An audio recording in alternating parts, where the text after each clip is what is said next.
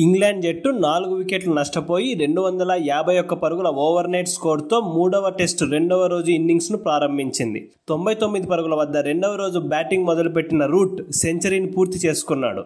అయితే రెండవ రోజు ఆరంభంలోనే బుమ్రా విశ్వరూపం చూపించాడు. టాప్ క్లాస్ బౌలింగ్తో అరిపించాడు. ఇంగ్లాండ్ నడ్డి విరిచాడు. ఆ జట్టు మిడిల్ ఆర్డర్ని కుప్పగూల్చాడు. బుమ్రా ఎందుకు స్పెషల్ అనే విషయాన్ని నిరూపించి ఇంగ్లాండ్ను వణికించాడు. 104 పరుగుల వద్ద జో రూట్ను, 44 పరుగుల వద్ద బెన్ స్టోక్స్ను బుమ్రా క్లీన్ బౌల్ చేశాడు. ఆ తర్వాత క్రీజ్లోకి వచ్చిన క్రిస్ ఓక్స్ బుమ్రా దెబ్బకు గోల్డెన్ డక్అవుట్ అయ్యాడు. అలా మొదటి సెషన్లో బుమ్రా ఏకంగా ఆరంభంలోనే 3 వికెట్లు పడగొట్టి ఇంగ్లాండ్కు దిమ్మ తిరిగే షాక్ ఇచ్చాడు.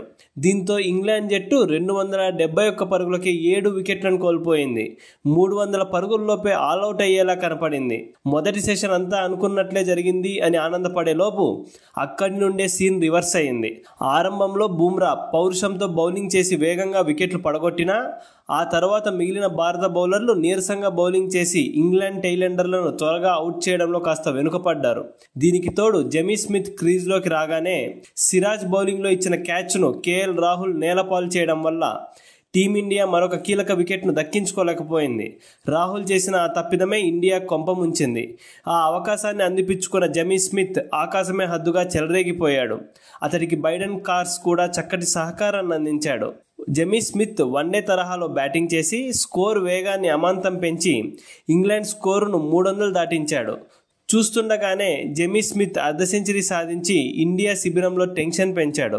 మొదటి సెషన్ ముగిసే సమయానికి ఇంగ్లాండ్ జట్టు 7 వికెట్లు నష్టపోయి 353 పరుగులు చేసింది. జెమీ స్మిత్ 51 పరుగులతో, బైడెన్ కార్స్ 33 పరుగులతో క్రీజ్లో ఉన్నారు.